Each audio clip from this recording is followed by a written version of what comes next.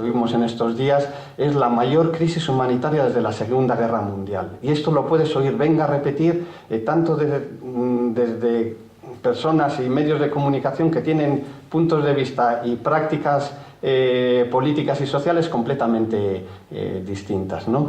En realidad la mayor crisis, ¿qué es? Que estén muriendo las personas. O sea, ponía estos ejemplos, ¿no?, de la guerra de Siria. Al menos casi eso, 4.000 personas muertas por los bombardeos de Estados Unidos, Francia. Se han ido apuntando distintos países a bombardear, ¿no? El Observatorio Sirio de Derechos Humanos dice 10.000 muertos en los bombardeos del régimen de Al-Assad y de Rusia, ¿no? Más de 1.600 o más de 1.700 de estas personas, niños y niñas. Luego, y esto solo de Siria, de la que ahora hablamos, pero del resto de las guerras que hay en el mundo ya ni nos acordamos, ¿no? Entonces, la crisis humanitaria, o sea, para mí el problema es que a veces estas palabras parece que es algo que ocurre como ocurre un terremoto o algo que ocurre naturalmente, ¿no? Y bueno, nos paralizan de alguna manera, ¿no? En realidad lo que para Europa es una crisis es que venga en Europa y que lo veamos y que se esté viendo lo que ocurre en las fronteras, ¿no? Esta foto, que es dura, pero la ponía porque es de cruzando el Mediterráneo, pero es de 1988.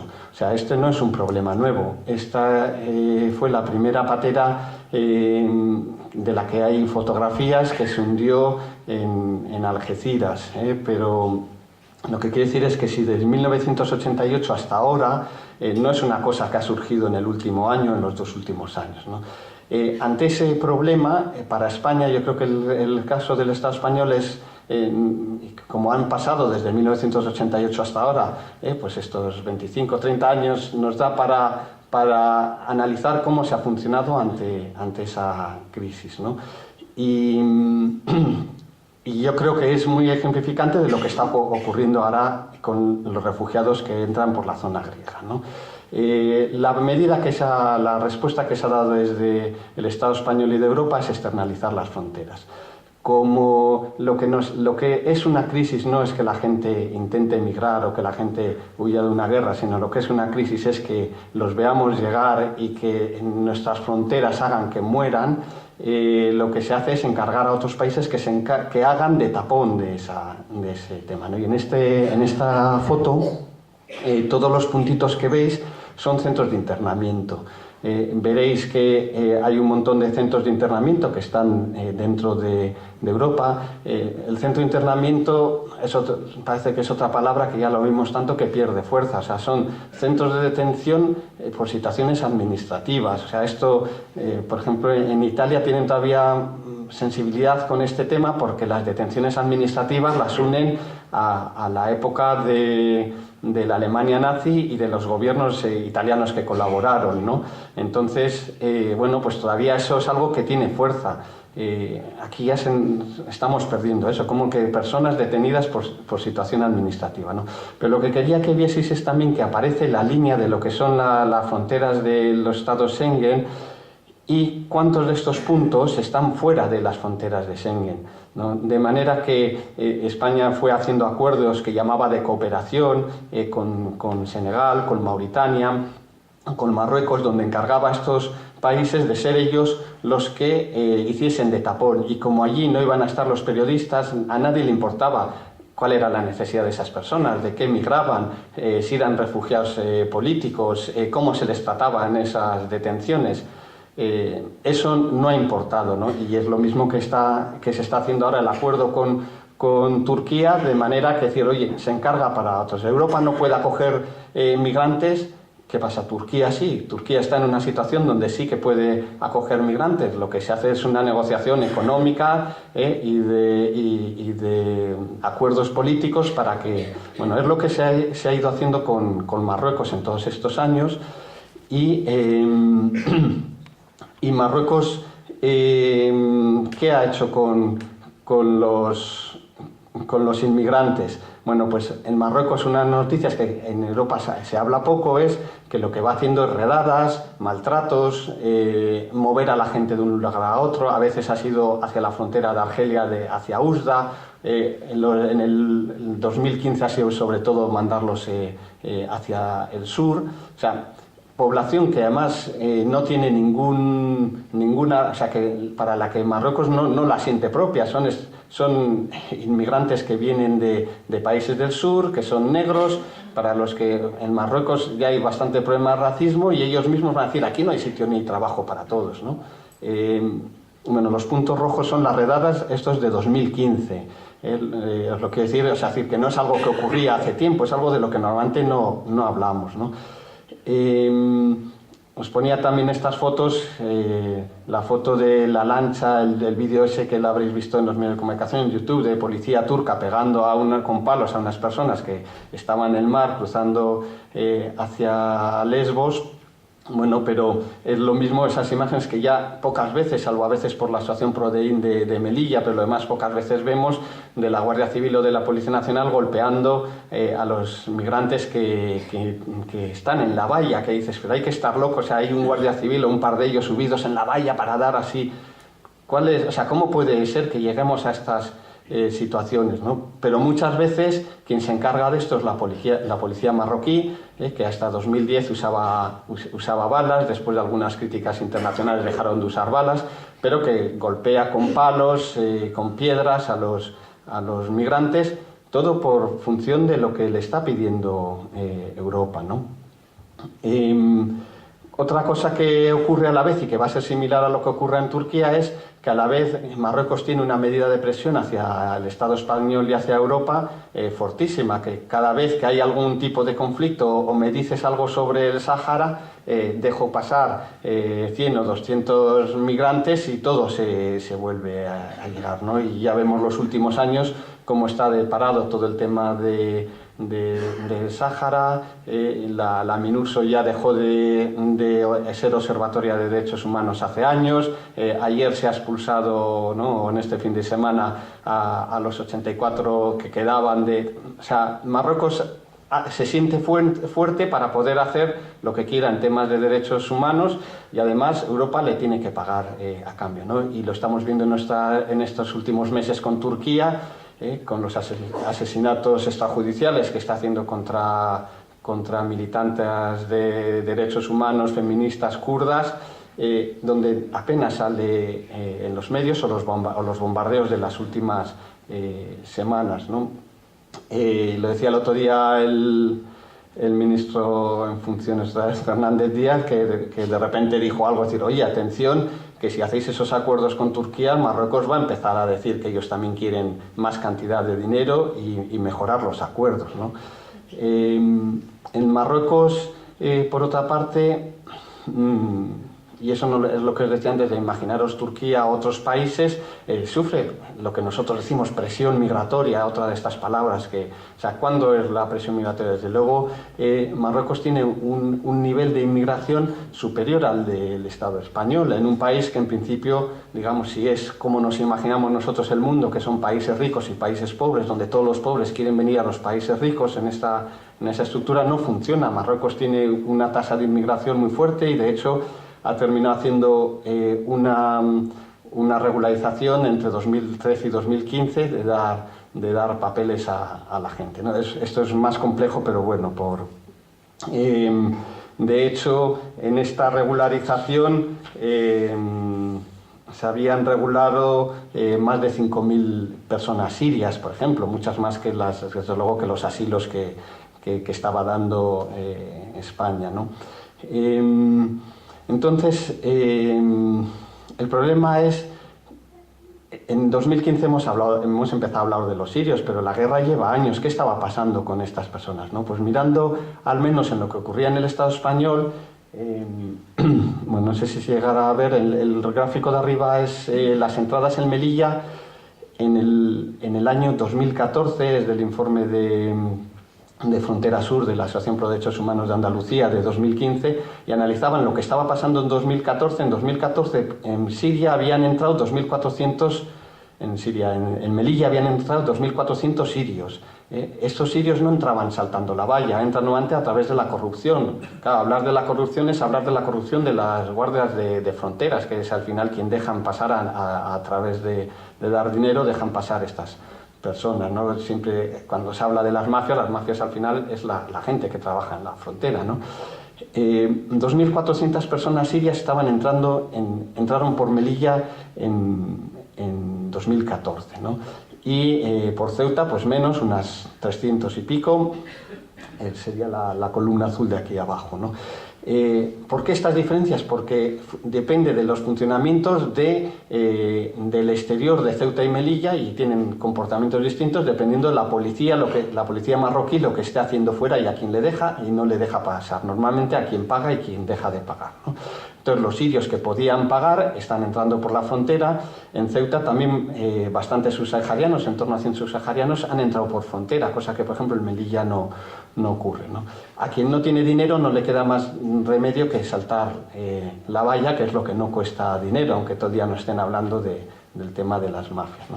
Entonces ponía al lado esta portada del País, que fue pues súper fuerte en su momento, que de repente hablaba en aquel momento que había habido las muertes de Ceuta, que se estaba hablando del derecho de si había derecho a que la policía, según entraba la gente, la expulsase sin ningún procedimiento administrativo. De repente sale esta noticia, ¿no? 30.000 subsaharianos preparan el salto a Europa por Ceuta y Melilla. Yo de aquí destacaría varias cosas. Uno, el número, ¿no? Los números dan lo mismo que te digan. En aquel momento 30.000 era algo grandísimo. En este momento 30.000, pues si comparas lo que está la gente que entra por Italia, 30.000 es un número bajísimo. Pero en aquel momento 30.000, quiere decir que a la gente esto funciona a nivel de sentimientos, no de números exactos, ¿no? Entonces 30.000 era una barbaridad allí. Y además era un informe de inteligencia que no se daba más datos de cómo se habían conseguido, pero el País lo saca en portada, ¿no? Cuando están sacando esto los subsaharianos, 30.000 que querían saltar las vallas, y que hace que uno diga, joder, pues entonces igual lo que ha hecho la Guardia Civil es que algo tenía que hacer. En ese mismo momento es cuando estaban entrando pues 2.700, 2.800 sirios por esas mismas fronteras, y no hablábamos de los sirios, que eran refugiados, que eran los que estaban llenando los centros de internamiento de Ceuta y Melilla, ¿no? Entonces, uno de los problemas que vemos siempre es de lo de la demanda masiva. Es otra palabra que se nos cuela a veces incluso en nuestros discursos. O sea, ¿cuánto es masivo? ¿Son miles, 3.000? En septiembre de 2015 estaban discutiendo el Estado. Bueno, en enero de 2015 se hablaba que se iban a acoger a 300 sirios, y eso ya era para España muchísimo. En septiembre estuvieron mercadeando ahí si 2.300, 2.700, 3.100. Luego pasó lo de la foto de Ailán, y entonces ahí todo el mundo cambió y se aceptaron que 15.000, y volvieron a empezar a mercadear si 15.000, 15.700, 15.000. De todos aquellos reasentados, solo se han reasentado en España 18, o sea, para estar allí negociando. No quiere decir que sean esos los refugiados que hay en España, porque en Euskadi ya hay varios cientos. La cuestión es que la gente migra y se mueve más allá de las decisiones que se tomen en Europa, ¿no? Entonces muchos de ellos están entrando por Ceuta y Melilla. Otra gente está entrando en avión y otra gente está llegando, y ni siquiera las organizaciones saben muy bien cómo han llegado hasta Euskadi o cómo han llegado hasta el Estado español, pero los refugiados están moviéndose y llegando más, digamos, a pesar de las reuniones que se hagan de cuánto se van a representar, ¿no? Pero aquí quería subrayar esto de decir, es que se está duplicando o se está triplicando la demanda de asilo. Bueno, es que la demanda de asilo en el Estado español era bajísima. Ha habido años que la demanda, pues en 2012, por ejemplo, fue 2.600 personas, que comparado con otros países, como veremos luego, no es nada. Pero es que de esos 2.600 que se pedían, las concesiones eran todavía... en 2012 se concedieron 525 asilos. bueno, no solo asilos y protección humanitaria juntos. Es decir, que si mirásemos justo refugiados o asilo, estrictamente podrían ser 200, 300 personas como mucho. Sumándoles las otras protecciones que hay, pues 525, 535. Es verdad que en 2014 suben a 1.500 y este año pues superarán los 6.000 o los 10.000. Pero esos números en realidad no son nada para... aquí si nos comparamos, por ejemplo, con Alemania, pero no solo con Alemania, Francia, pero es que Italia, Hungría tiene muchísimas más, Holanda, Reino Unido, Suecia, bueno, pues algunos países tienen muchísimas, pero digamos que otros con los que nos podríamos comparar, Dinamarca, Hungría, o sea, en realidad el número que se conceden en España pues no es nada, ¿no? Pero sobre todo, si hablamos de números, o sea, la mayor parte de la gente refugiada, los 60 millones de refugiados que hay en este momento en el mundo, no llegan a Europa, están en países que son mucho más pobres, que este es un campo de refugiados en Jordania. Jordania ya tenía un montón de refugiados, también palestinos, Líbano, o sea, todos los países de alrededor, Turquía mismo, tienen una cantidad de refugiados que no tiene nada que ver con los refugiados de España. Entonces el problema es que no estamos tan preocupados ni de la guerra ni de los refugiados, sino estamos preocupados de cuántos están llegando, cuántos se ven. Mira, estas noticias son de la semana pasada, un poco que decir que hay cosas de las que no se habla y parece que no aparecen, ¿no? Como estamos viendo todo el día la ruta por Turquía-Grecia, no se está hablando, por ejemplo, de la ruta por Italia, atravesando, digamos, desde Túnez o desde Libia, ¿no? La semana pasada llegaron 1.500 con varios muertos también. En un día habían llegado 1.500 personas, ¿no? O la semana pasada también murió un menor de edad en Melilla intentando colarse en un ferry. Ya llevan 4 niños que van muriendo este año en Melilla, pero es una noticia como que parece que ya los menores no acompañados ni sabemos de ellos, ¿no? A ver, me da un poco de cosa porque igual estoy haciendo justo lo contrario de lo que quiero decir, que a veces los números lo que hacen es nos paralizan, nos parecen todos los números enormes y no nos llevan a hacer análisis de lo que está pasando. Un poco lo que quiero decir es que los números respecto a los millones que somos en Europa no son significativos para Europa.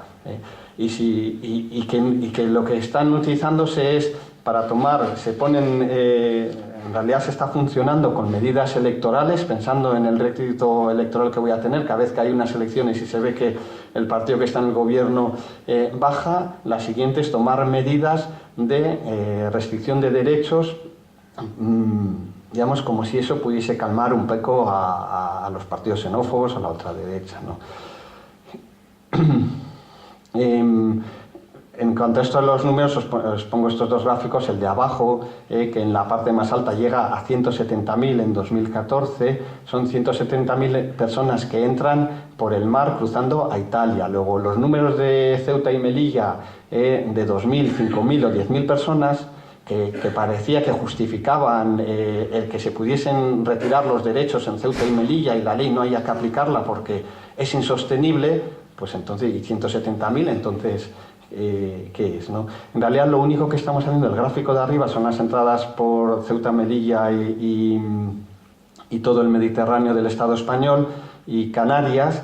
Ahí hubo un bajón muy grande, pero estamos hablando pues en el momento más alto en 2008 de 15.000 personas y ahora pues unas 11.000 en cantidad. No es un número importante. Otra cosa es que digas, hago externalización de fronteras, que se encarguen otros y yo ni me preocupo de lo que ocurre aquí, ¿no?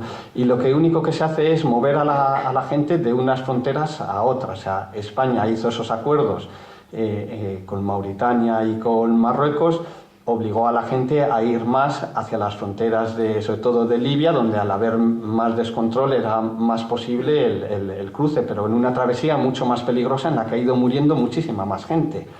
En el 2015 se está utilizando la vía de cruzar a las islas griegas, o sea, otra cosa un poco absurda, ¿no? Es decir, ¿por qué no pasan de Turquía por tierra a Grecia, pues esa frontera está cerrada y la única es, me tengo que jugar la vida, unos morimos, otros no, y si llego a la isla, como la isla se llena, me llevas a tierra y cuando estoy en el continente sigo cruzando, andando. Todo están funcionando así, pero digamos es lo mismo que ha estado haciendo el Estado español, ¿no? Cierras una frontera, pero eso no quiere decir que la gente deja de emigrar.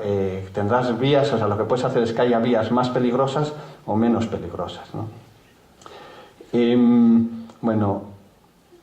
Otra de las palabras que utilizamos mucho es lo de control de flujos. Y parece que es que los países son capaces de controlar los flujos. Esto es una ilusión.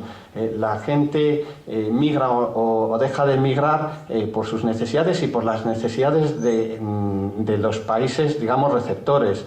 Normalmente influye mucho más la situación del mercado laboral y la situación demográfica, otros factores que no las políticas de estas de frontera, ¿no? Y os ponía estos gráficos que son, el de abajo son los nacidos extranjeros en Vizcaya en 2014. Bueno, desde 2012 a 2014. Veis un poco cómo es la curva. Luego, no es verdad que la inmigración va a llegar aquí y nunca para, ¿no?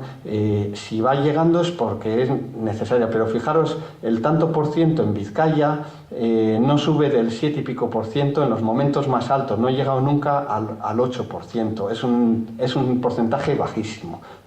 El de la derecha de al lado es el de Áraba, que tiene una inmigración un tanto por ciento, pues mucho mayor que el de Vizcaya, supera el 10%, el que llega casi al 11% en los momentos más altos, pero ya veis cómo hace la curva también, en un momento baja. Ahora lo que os pongo al lado es el de Barcelona, para que veáis que en cualquier caso hasta el de Áraba es bajísimo, desde luego más bajo que el de la media del Estado español, y no tiene nada que ver con otros. En todo lo que vemos es que la curva ha bajado. ¿Y con qué ha tenido que ver esto? Con el cierre de las fronteras de Ceuta y Melilla, con los acuerdos de Mauritania, con el endurecimiento en la ley de extranjería, con no conseguir conceder permisos de residencia a quien lo piden en origen. No, ha tenido que ver con con cosas que el gobierno no es capaz de controlar, ¿no? Entonces, por subrayar eso, no es verdad que la inmigración sube sin parar. Si un país no tiene esa demanda, no ocurre. Y los tantos por ciento de inmigración podría pasar dentro del Estado español. Si es verdad que la gente migraría allí donde hay más ayudas sociales o hay una economía más fuerte o hay más riqueza, pues no parece lógico entonces que Vizcaya tenga unas de las tasas de inmigración. He puesto la en Vizcaya, pero el Guipúzcoa es muy similar, que Vizcaya o Guipúzcoa tengan unas de las tasas de inmigración más bajas del Estado español. Sin embargo, Áraba la tiene más alta y Nafarroa, que sería la que está aquí arriba, también supera el 13% en el 2010, ahora otra vez ha vuelto a bajar. Parece que tiene mucho más que ver con el tejido productivo de esas regiones de los territorios históricos, que no con ese imaginario que nos hacemos de o las prestaciones sociales o la riqueza, ¿no? En cualquier caso, y es otro de los problemas, llevo hablando 20 minutos de una realidad que es importante, pero que no es la realidad de la migración. La mayoría de los migrantes no entran por esas fronteras, entonces esas fronteras lo que son simbólicas y llevan a tomar medidas de políticas de extranjería, pero que en realidad no tienen nada que ver con la realidad de lo que está pasando. La población extranjera que hay en Euskadi es el 0,61% de la población, o sea, es nada, es algo mínimo. Dentro de la inmigración, en la columna más aquí a la derecha, es pues menos del 10%. Esto ocurre en casi todas partes, sería lo mismo si cogemos el de Nafarroa o de otras partes del Estado español. No supera nunca el 10%. Luego, en nuestro imaginario estamos viendo como que es muy importante la gente que salta la valla en números para quien tuviese que hacer políticas de gestión. No son significativos. El 0,6% de la población de Euskadi no es significativo. Ni en los momentos o sea, si vemos los gráficos que os ponían antes, no podríamos distinguir en ese gráfico ninguno de los momentos donde se ha hecho un cambio en política migratoria. no ha tenido influencia. Que hayas dado medios permisos, que hayas puesto concertinas en las vallas, no ha tenido efecto en la población. Lo que ha tenido efecto es con la pobre gente que estaba en esos lugares, o con la gente, como veremos luego, que ya está aquí, y lo que podemos hacer es que la gente esté con papeles o sin papeles, pueda ver a su familia o no vea a su familia, viva con más estrés o con menos estrés. O sea, eso es lo que cambia, no en el número de gente que hay, ¿no? Una cosita de lo que os decía antes del proceso migratorio, en realidad en estos movimientos de la gente de Marruecos o primero en las pateras, que ¿no? ¿Os acordáis? Hubo un momento que estaba cruzando la gente desde Senegal, desde Mauritania a Canarias. Se cierra esa vía, pues entran más las vías de Marruecos hacia el sur de Andalucía, ¿no? Se cierra esa vía pues hacia Libia, o en este momento es por la zona de Túnez, Libia o de Turquía, Grecia. La gente, otra de las cosas que ocurre en nuestro imaginario es que la gente se está muriendo de hambre o está huyendo de la guerra y de repente nos lo encontramos en esa frontera. No es así, el periodo, digamos, el viaje es mucho más largo, y lo que hace que la gente se arriesgue la vida no es tanto la situación de partida, sino la situación en la que se encuentran una vez que están en el viaje. La gente que se encuentra atrapada en ese viaje, la gente africana que lleva ya años en torno a Ceuta y Melilla esperando el momento al salto, sin dinero, en una situación desesperada, es la que te puede llevar a decir: yo para atrás no puedo tirar, y bueno, pues me meto en esta patera o cruzo con esta balsa neumática. Pero es la política migratoria la que produce ese sufrimiento.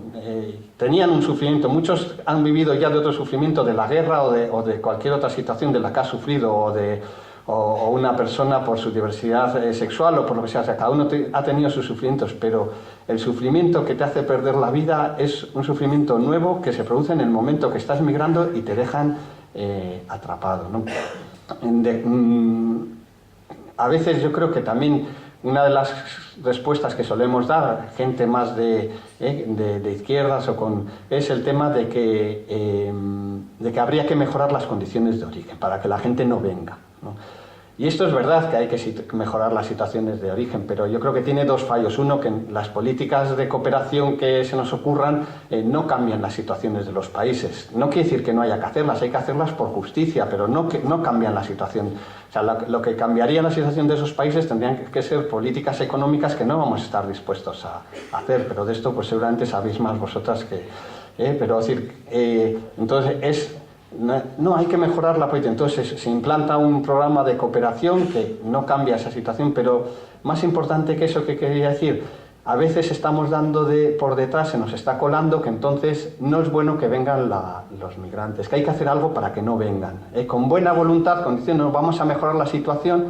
No, hombre, la guerra de Siria, como el resto de las guerras que ya no nos acordamos hay que pararlas por la gente que vive ahí, no para que no vengan migrantes, ¿no? La mayoría de la gente que va a llegar no es la gente que está sufriendo más, que está más desesperada. Esa gente se va a quedar de refugiada en los países de alrededor. Quien viene aquí va a ser la persona que tenía unos medios, porque hace falta mucho dinero para poder venir, pero hace falta mucho dinero por las condiciones la gente se está gastando en ese viaje mucho más que lo que costaría pagar el billete para entrar, pero como no se da un visado de entrada, pues me tengo que gastar el dinero de esta manera. El gráfico este es un tema solo que apunto también, Lo que quiere decir es que un país que se desarrolla, en la línea de abajo veríamos la renta per cápita de los países, en un país que se va desarrollando más podría llevar a que haya incluso más migración. Para que un país pueda tener un grupo suficiente de gente que migra, tiene que tener unas entradas. Los países más pobres, que son los que se juntarían aquí en este lado, tienen una capacidad de que la gente emigre muy pequeña. puede ser que si un país se desarrolla en un periodo, por ejemplo Marruecos, pueda suponer en un momento que en ese momento de desarrollo migre más gente, porque tienen más capacidad para que algunas de las personas de la familia puedan hacer el salto. Lo mismo que ocurre cuando la cuestión es cambiar la óptica y pensar cuando somos nosotros las que, en nuestro entorno, nuestras familias, nuestros amigos, quien migra.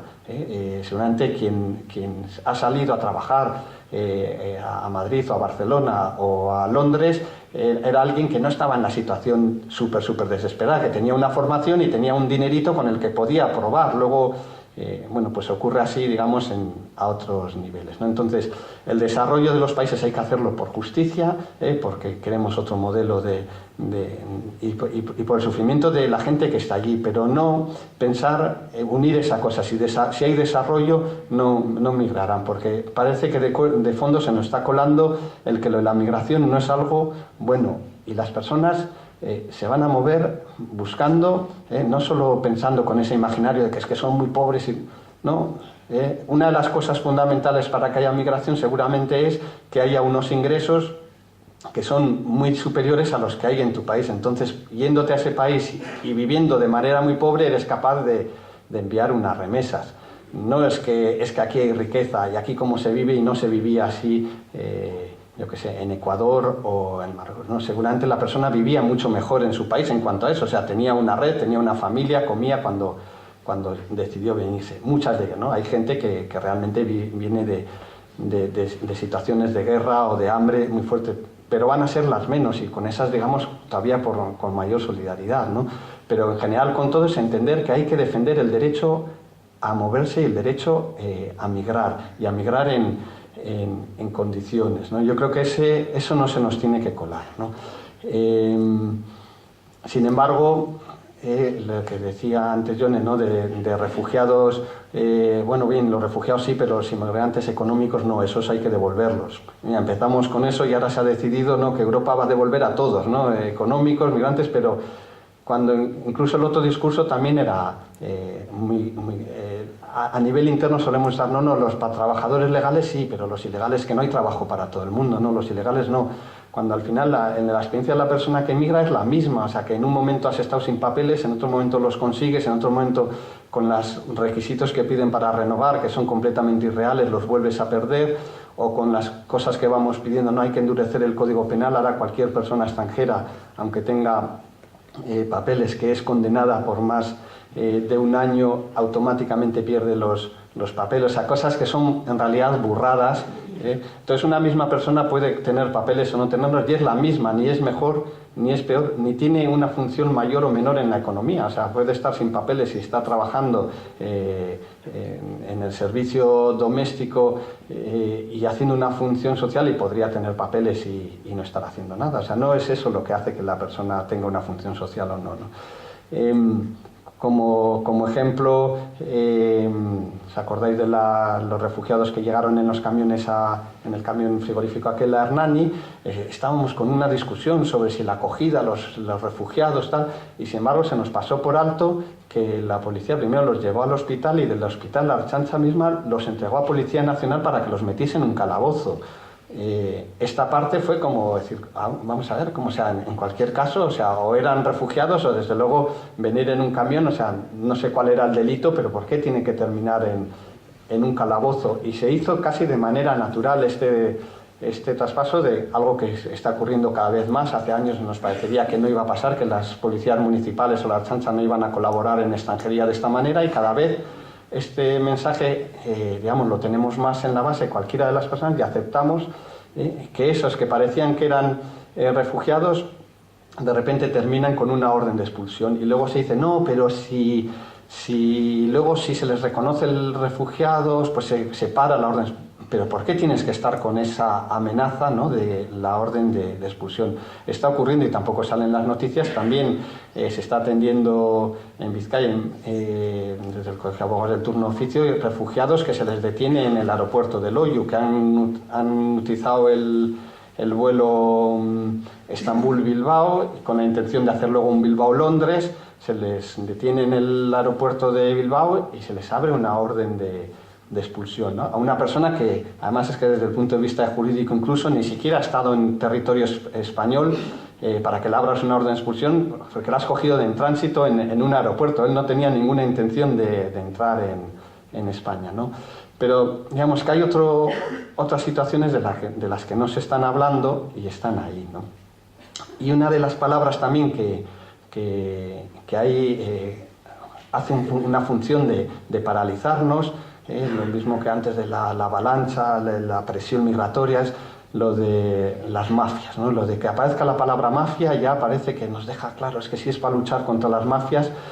Con el tema de luchar contra las mafias estamos permitiendo un montón de falta de respeto a los derechos humanos en las fronteras, porque todo es para la lucha contra las mafias, aunque en la mayoría de las veces no hay ninguna información clara de, digamos, qué conoce incluso la policía de la estructura. Muchas veces son cosas mucho más desorganizadas. Y la mafia, en cualquier caso, es una consecuencia de la política migratoria que has hecho tú. O sea, si tú dejas en la frontera a la gente en una situación desesperada, es la posibilidad de que alguien le ofrezca por dinero venderle cosas, trasladarle. Pero, digamos, no es que la mafia ha traído a la gente desde sus países, ¿no? Cuando ha llegado a ese sitio donde ya no consigue moverse, es donde deja esa posibilidad, ¿no? Pero las mafias lo oímos también con todo el tema de la prostitución y la trata, cuando luego, sin embargo, las políticas, si vas a mirar qué se ha cambiado en el último año en las políticas penales o sociales, pues lo que vemos es que el Código Penal ha despenalizado el sacar provecho de la prostitución, y lo ha hecho el PP y nadie le ha dado mayor importancia, que antes era un delito enriquecerse de la prostitución y ahora es algo legal. Y sin embargo, en la Ley de Seguridad Ciudadana se pone una presión de que pueda actuar la policía y de multas con el tema de la prostitución en la calle, ¿no? O los ayuntamientos tramitan ordenanzas para multar a las prostitutas que trabajan en la calle. Entonces, o sea, son cosas que no tienen ningún sentido, pero tampoco reaccionamos así como diciendo, pero vamos a ver, ¿cómo es esto de que enriquecerse la prostitución sea legal y sin embargo haya que, digamos, esta presión? No, si son víctimas de una trata y colaboran, la policía las detiene, pero luego tienen la posibilidad de conseguir un permiso de residencia. O sea, primero me amenazas y luego ya veremos si consigo un permiso, cuando muchas veces ni voy a poder... pero bueno, pero es que ¿por qué tengo que sentir esa amenaza? Si soy una trabajadora, pues déjame tranquila. Si soy una víctima, ¿por qué me tienes que amenazar primero con la extranjería? No, la mayoría de las veces que vemos noticias de se liberan a no sé cuántas, cae una red de prostitución, no sé qué, si miras los números, la mayoría de las personas detenidas son mujeres o hombres, en el caso de que sean ellos los que estaban dedicándose a la prostitución. O sea, la mayoría de las veces serían las víctimas o las trabajadoras las que están contabilizando como personas detenidas, que son detenidas por tema de extranjería, para abrirles una orden de expulsión, ¿no? Ha ocurrido lo mismo con el tema del Top Manta.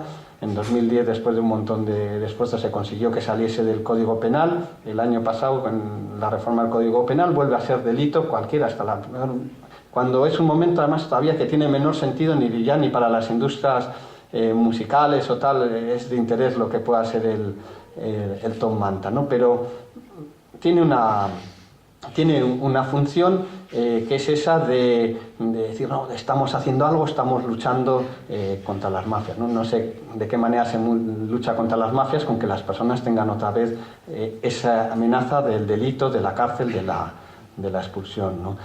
Y en el fondo es que hay otra ilusión, que es lo mismo que decía antes, que el Estado juega con que hay control de los flujos migratorios y hay capacidad, hay la imagen, la ilusión de que a la gente se la puede expulsar. El nivel de expulsiones que hay lo que crea es otra vez un símbolo, una imagen, un imaginario con el que funcionamos y una sensación, digamos, para la gente migrante de control, de dureza, de miedo, de no poder denunciar ciertas cosas porque a ver si me voy a quedar sin papeles o me van a expulsar. España está expulsando al año unas 10.000 personas.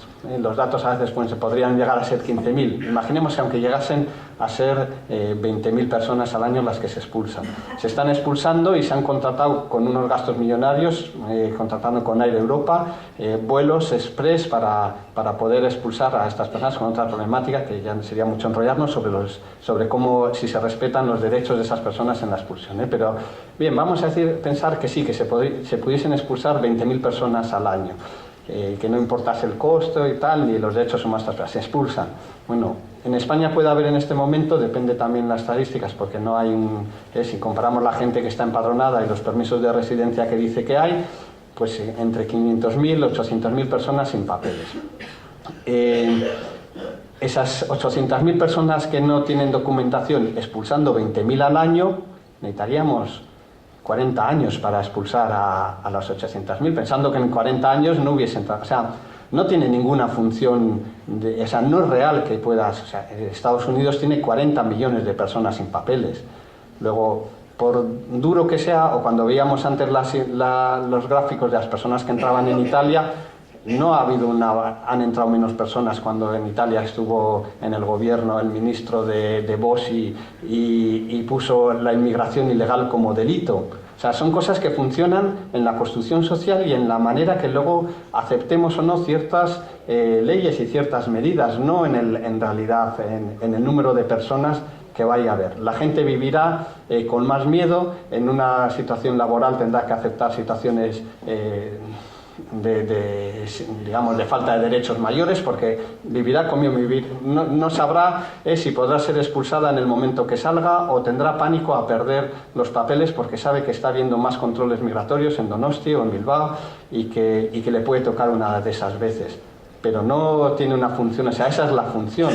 O tendrá una función autojustificativa de que estamos expulsando, y así cuando en el periódico me sacan, pues la mayoría de las cosas, eso son cálculos electorales y cálculos de lo que voy a decir a la prensa, pero en el número lo único que hacemos es que la gente viva con sufrimiento, que tenga que estar en los centros de internamiento, que arbitrariamente a uno se les haya mandado a su país o a otro país que ni siquiera era el suyo, sin dinero, de manera humillante, sin ni siquiera los cordones de los zapatos, y aparecer en un sitio con ropa sucia muchas veces. O sea, unas situaciones, digamos que esas sí serían dramáticas, de las personas que expulsas, pero no tienen mucho que ver digamos, en los flujos migratorios, ni en la población, en la cantidad de personas migrantes que pueda haber en un país, ¿no?